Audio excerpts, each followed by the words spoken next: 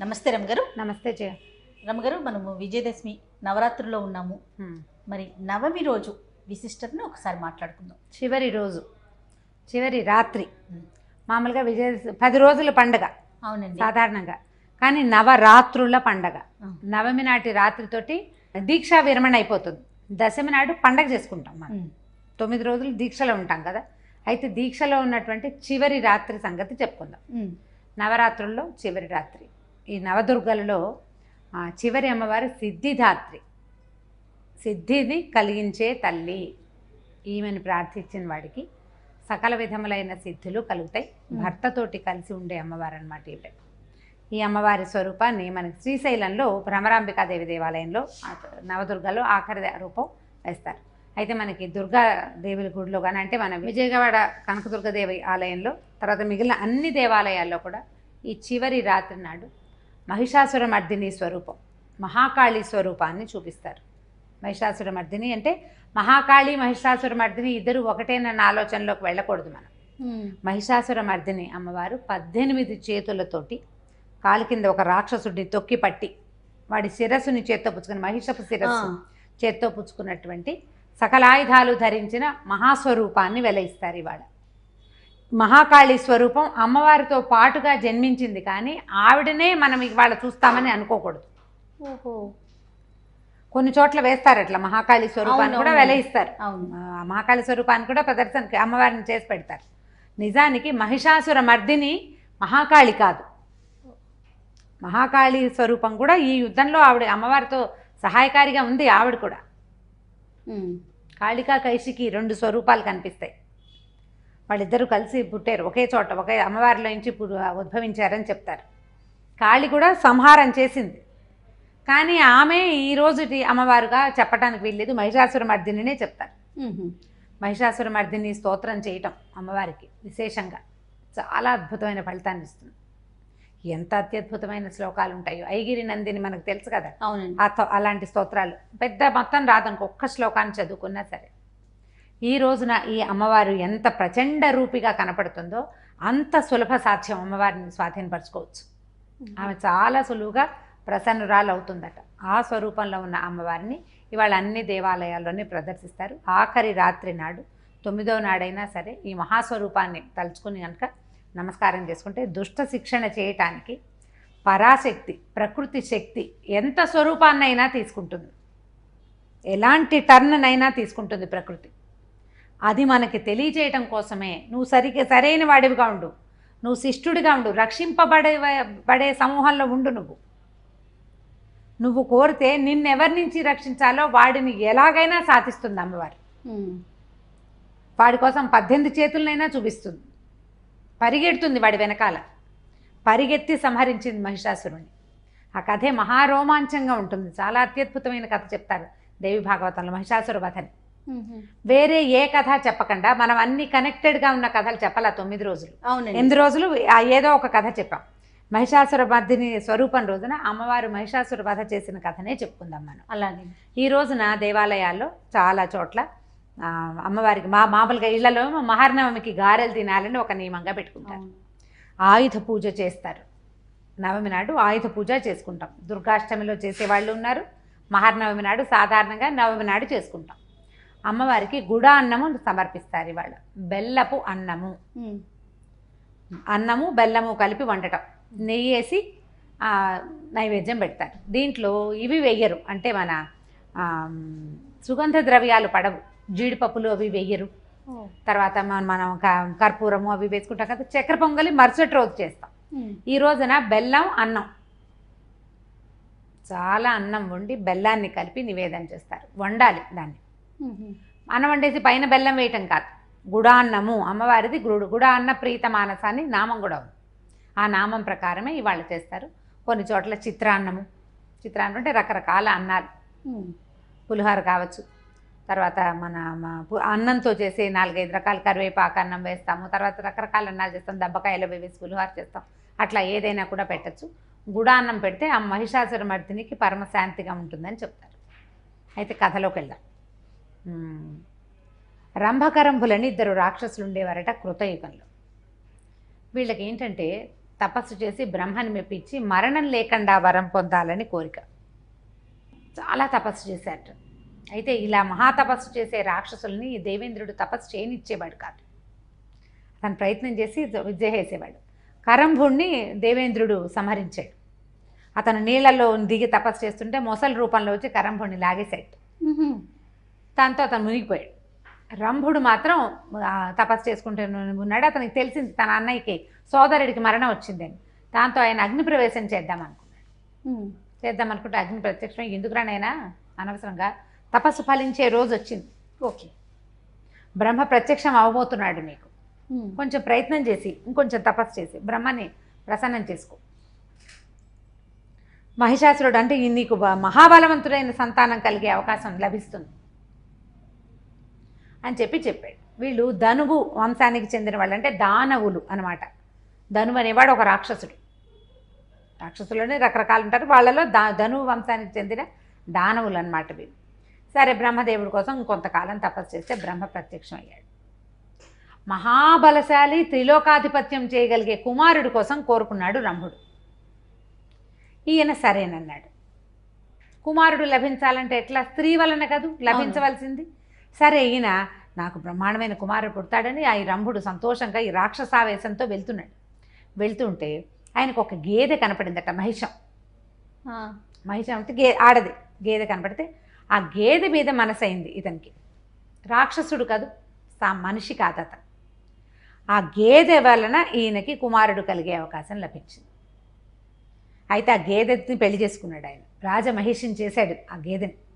రాక్షసుడు అతను మామూలుగా ఉండాల్సిన ఆలోచనలు విపరీత ప్రకృతి, విపరీత ప్రవృత్తి, వాడు బుద్ధే విపరీతమైన ప్రవృత్తి. అయితే ఈ మహిషాన్ని చూడి కట్టింది, అది గర్భవతి అయింది. తనతో పాటు తీసుకెళ్ళాడు, తన రాజ్యంలో ఉంచుకున్నాడు. దాన్ని రాజమహిషిని చేశాడు, ఎంతో బాగా చూసుకునేవాడు. ఒకసారి ఏమైంది, ఆ రాజమహిషి ఏంది బయట గేదె, దానికి తిండి కావద్దు, అది గడ్డికో అలా తిరుగుతుంటే ఒక దున్నపోత ఒకటి ఈ రాజమహిషం వెనకాల పడి దాని జాతిని అనుసరించి అది పడేసరికి ఇది అరిచి కేకలు పెట్టింది. అరిచింది, మరి తనని రక్షించేవాడు ఒకడు ఉన్నాడు కదా, ప్రభువు కోసం అరిచింది. రంభుడు దాని వెంటపడ్డాడు. ఆ దున్నపోతు మహామదించి ఉంది. జంతువు దాని సహజ ప్రవృత్తి ప్రకారం తనకి పోటీ వచ్చిన జంతువు మీద యుద్ధం చేస్తుంది. అది ఈ రంభుడిని కుమ్మేసింది. రంభుడు మరణించాడు. ఈ మరణించిన రంభుడిని చితికెక్కిచ్చారు, బాడీని ఎక్కిచ్చేసరికల్లా ఈ మహాదుఖంతో ఉన్న ఈ మహిషం గేదె పరిగెత్తుకుంటూ వెళ్ళి చితిమంటల్లో ప్రవేశించింది. భర్తతో సహగమనం చేసింది అది. అయితే ఆమె పరిగెడుతుంటే ఆ గర్భంలో నుంచి శిశువు జారి బయటపడ్డాడు. మహిషం జన్మించాడు. మహిషాసురుడు దూడ, దునపోతే. అయితే కామరూప శక్తి ఉంది వాడికి. మనిషి శరీరం ముఖం గేదెగా ఉంటుంది, లేదా మొత్తం శరీరం అంతా కూడా గేదెగానే ఉండగలడు, అదే దున్నపోతగాను ఉండగలడు, మామూలుగాను ఉండగలడు. ఆ జన్మించిన శిశువుని రాక్షసులు కాపాడుకున్నారు, తమ రాజకుమారుడు. అతను రంభుడి వల్ల జన్మించాడు కదా, రాక్షసుడు అటు పెట్టుకున్నారు, చక్కగా జాగ్రత్తగా చూసుకున్నారు. శుక్రాచార్యుడు ఆ పిల్లవాడిని చేరదీశాడు, రాక్షస గురువు. ఆయన క్రమంగా వీడు బలపడ్డాడు. రాక్షసుల మీద, దేవతల మీద విపరీతమైన ద్వేషాన్ని ప్రజ్వరిల్లివచ్చేశారు.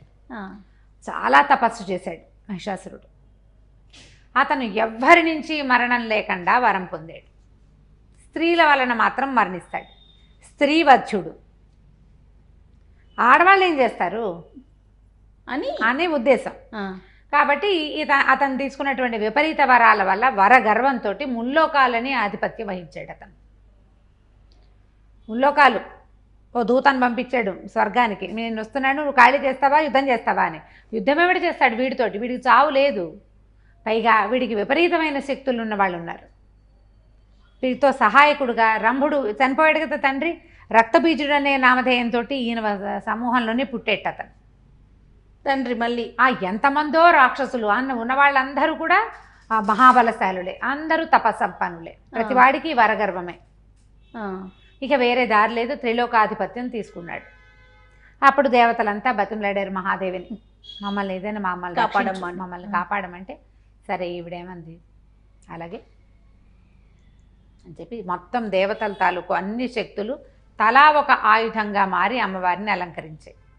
ఆమె అధీనంలో ఉన్నాయి. ఈవిడేం చేసింది, ఓ చోట కూర్చుంది. అక్కడ కూర్చుని మాట్లాడుతోంది వీళ్ళతోటి. పక్క పక్క పక్క నవ్వింది. వికటాట్టహాసం చేస్తాను, అట్టహాసం చేస్తే అమ్మవారు గట్టిగా నవ్వింది. వీళ్ళంతూ వాడంతూ నేను చూస్తాను, మీరంతా హాయిగా ధైర్యంగా ఉండండి అని. ఈ నవ్వు వినపడింది. ఆవిడది ఎంత నవ్వు, ప్రచండ స్వరూపం, మామూలు స్వరూపం కాదు కదా ఆవిడది. వినిపించింది. దిక్కులు పికటల్లేలాగా ఉన్న ఈ శబ్దం ఎక్కడి నుంచి వచ్చింది, ఈ శబ్దం చేసిన వాళ్ళు ఎవరు, ఎవరికి ఇంత ధైర్యం? చూస్తే సరే కొంతమంది దూతలు పరిగెత్తారు. ఆ దూతలు చెప్పారు, అయ్యా ఆవిడెవరో ఒక ఆవిడ దేవతలంతా స్త్రీ, ఒక ఆవిడ సింహం వాహనంగా ఉంది, మహాస్వరూపం, చాలా సౌందర్యవతి, ఎంత అందంగా ఉందో. దేవతలంతా ఆవిడ చుట్టూతా జయ జయ జయ జయదేవి జయ జయధ్వానాలు చేస్తున్నారు ఉన్నవాళ్ళంతా అని చెప్పేసరికల్లా ఆశ్చర్యపడారు. దేవతలకు అంత ధైర్యమా? స్త్రీ అందంగా ఉంటే మనకు కావద్దు?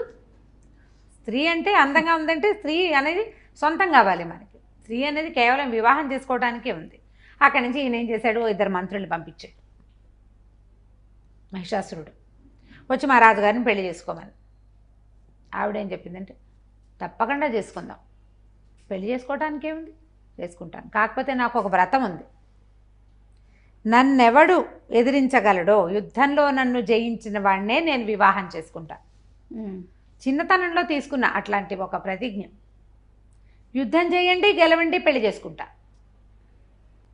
యుద్ధం అయ్యాక వరించడమే, ఇక రెండోది లేదు. భయం వేసింది వాళ్ళకి.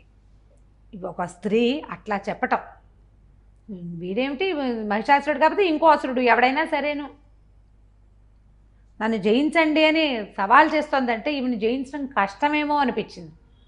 పైగా ఆవిడ దగ్గరున్న సింహం, ఆవిడ ఎక్కి కూర్చున్న సింహం ఉంది కదా, చండసింహం, అది మామూలుది కాదు. మామూలుగా సింహానికి ఉండే మొహానికి 10 ఇంతల ముఖం ఉంది దానికి. అది నోరు తెరిచి నాలుగు బయట పెడుతుంటే ఏదో పెద్ద సర్పం బయటకు వచ్చినట్టుగా కనిపిస్తోంది. ఈవిని చూస్తే ఈవిడ మామూలు మనిషిగా లేదు అసలు. ఆ వాదన, ఆ వాక్యాలే భయ కోల్పోయేలాగా ఉన్నాయి కదా. సరే వెళ్ళారు, చెప్పారు. ఒక్కొక్కళ్ళు సేనా నాయకులు వస్తున్నారు. ఏమీ లాభం లేదు, వచ్చినవాడు వచ్చినట్టుగా వెళ్ళిపోవటమే.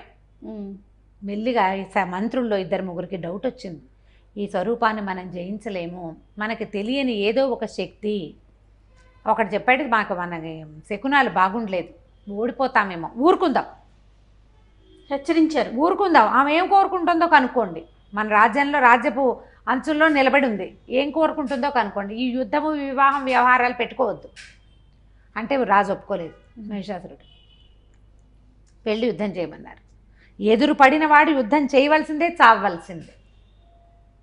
అక్కడి నుంచి ఈవిడ మొదట మా అమ్మవారి ఇక్కడికి వచ్చేటప్పుడే కాళికా కైసికేని 2 స్వరూపాలతో వచ్చిందని చెప్తారు. ఆవిడలోంచి ఒక నల్లని శక్తి వచ్చింది బయటికి. ఆ నల్ల శక్తిని అణిచి ఈవిని తీసుకురమ్మంటాడు. ఆ నల్లటిదే శక్తి అని, అసలు శక్తి ఈవిడేనని తెలుసుకోకనమాట. ఆవిడ పక్కన కూర్చున్నది, ఇద్దరు కాసేపు ఆవిడ యుద్ధం చేస్తుంది, కాసేపు ఈవిడ యుద్ధం చేస్తుంది. వీళ్ళెవరు కాకపోతే ఈ సింహం అమాంతం నోరు తెచ్చి 10-100 మందిని మింగేస్తుంది ఒకటేసారి. అది ఎంత ఉంది, 10 సింహాల నోరు అంటే భయం గొలుపుతుంది కదా. ఏమీ చేయలేకపోతున్నారు. ఇక లాభం లేదు, ఏదో ఒకటి చేయాలి, పెద్ద రాజుగారు దిగాలి. అయితే రాజుకు ముందు రక్తబీజుడిని దింపారు. రక్తబీజుడు అనేది వాడి ప్రత్యేకం ఏంటంటే, రక్తమే వాడి బీజం.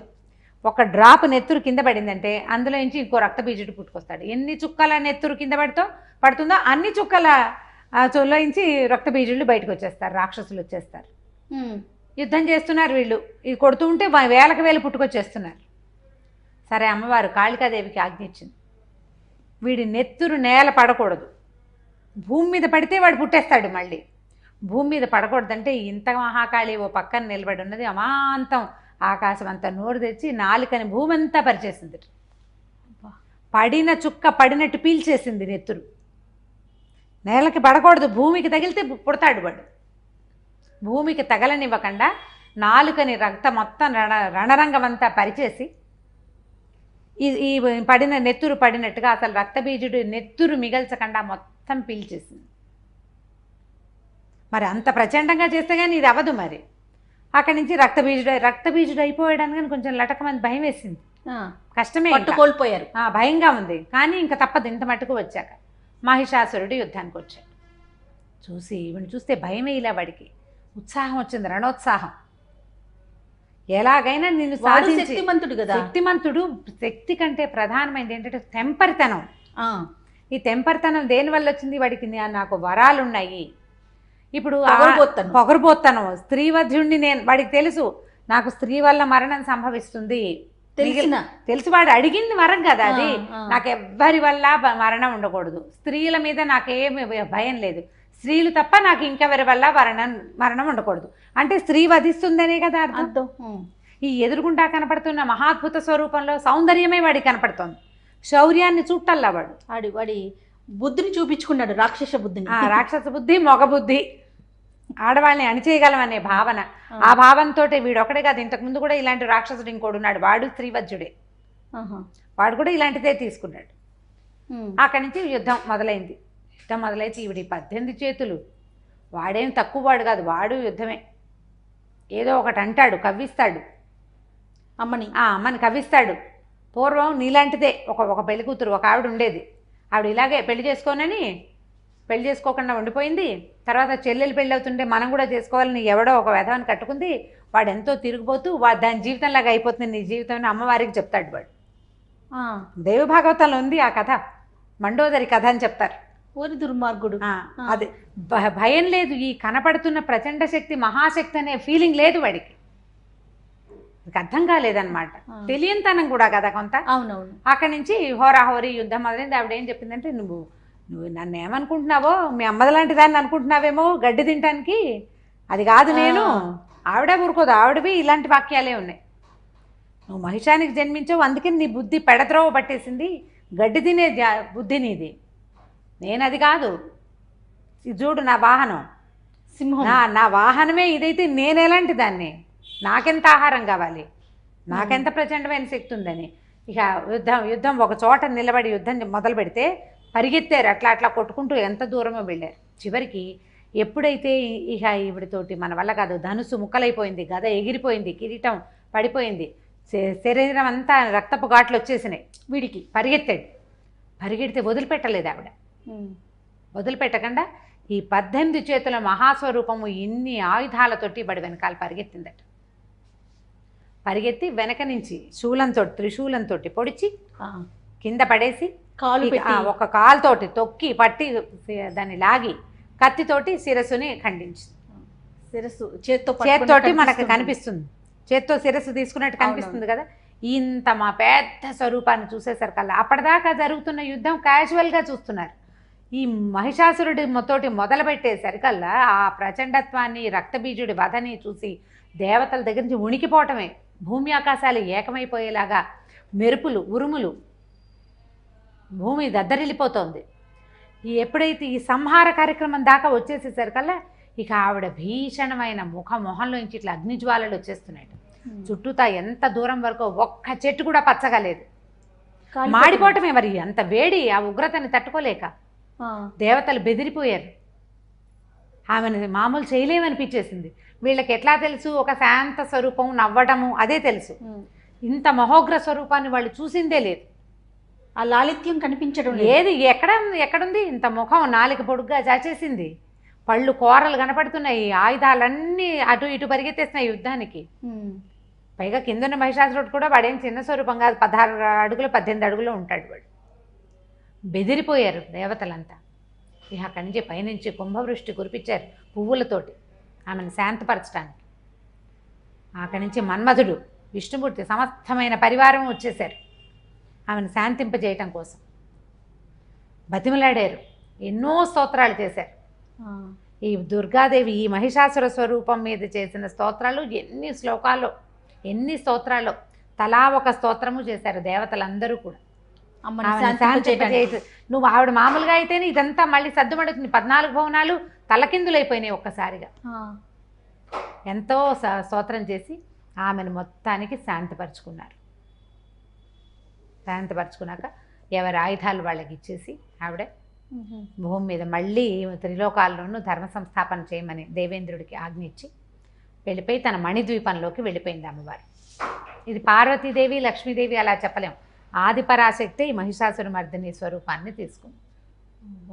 ఈ కథని నిదానంగా తాపిగా చదివితే ఒక్కొక్క రాక్షసుడు వాళ్ళు వచ్చిన మాట్లాడిన మాటలు, వాళ్ళతో అమ్మవారి డిస్కషన్, ఆవిడ ఎలా చెప్పింది, ఎన్ని పేర్లో, ఎంతమంది రాక్షసులో, ఎంతమంది మంత్రులు, సైన్యాధిపతులు, ప్రతివాడితోటి యుద్ధం.